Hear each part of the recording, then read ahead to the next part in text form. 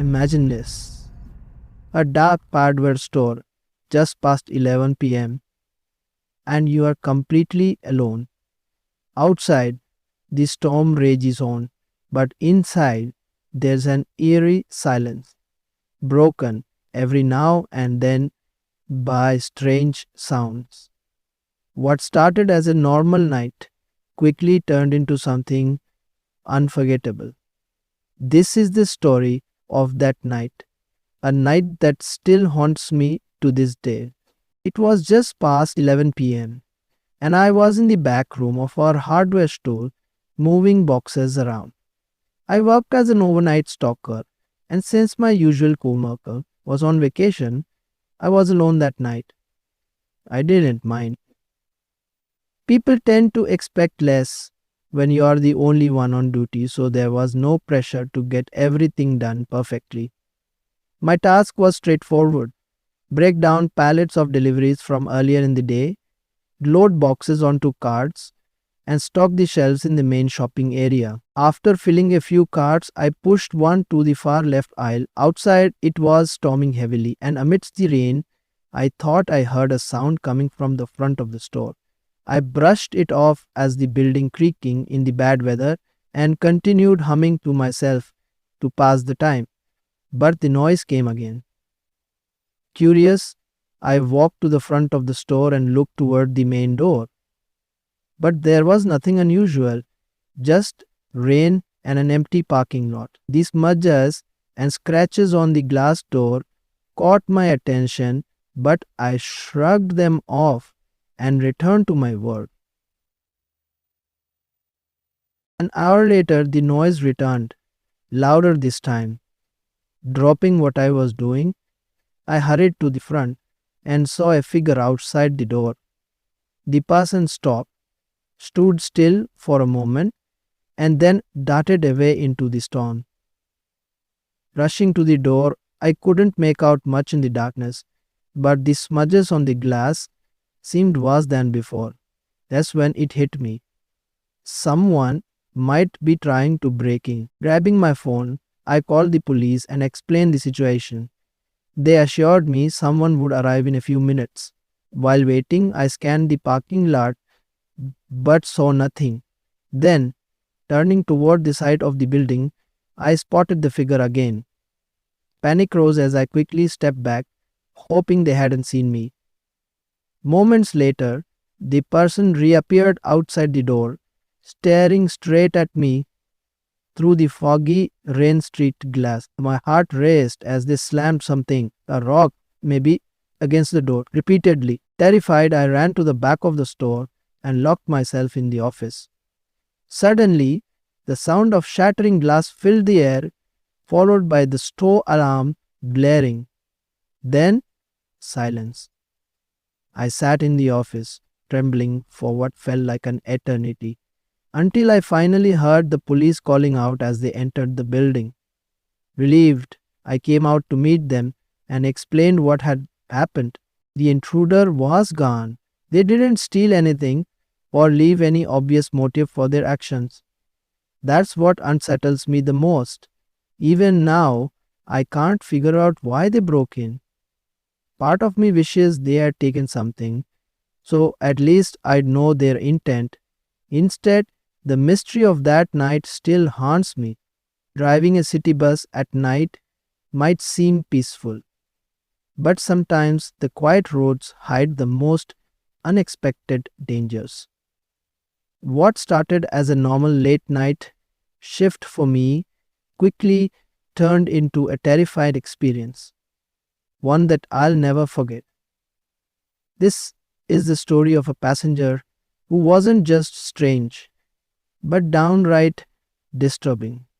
Stay with me as I take you through that unforgettable night. I used to be a bus driver for a suburban kindergartner and elementary school. After 15 years of cheerful but exhausting work, I retired and started driving city buses in my hometown. The change felt like a relief. City driving had its challenges, but I didn't have to deal with the high energy chaos of children anymore. My passengers were quieter and mostly kept to themselves, which suited me just fine. The bus depot was just a 10-minute walk from my apartment, making the job even more convenient. Today, joining me in my apartment is Jeremy Saldauki. The city bus company operated 24/7 with only a few buses running overnight. Since night shifts were unpopular, we day drivers had to take on two late night shifts every other week. While the hours disrupted my sleep schedule, the quieter roads and fewer passengers made it more relaxing than daytime routes. One night, between 2 and 3 a.m., the streets were deserted. I'd driven my route multiple times without picking up a single passenger. Even the sidewalks were eerily empty. I pulled up to the final stop on my route, not to pick anyone up but to take a brief break. Leaning back in my seat, I closed my eyes for a moment, making sure not to doze off. Suddenly, a loud knock on the door startled me. A man stood outside, staring at me through the glass. I forced a polite smile, opened the door, and watched as he scanned his bus pass before heading straight to the back of the bus. Turning slightly, I offered, "No one else is out, so I can drop you off wherever you need." The man didn't respond. I assumed he might have earbuds in and decided to stop at every designated bus stop as per protocol.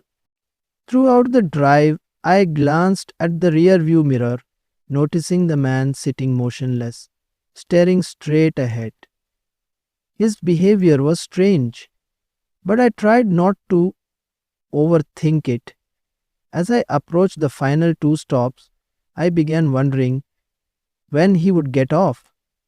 After all, the route would soon loop back to where I had picked him up.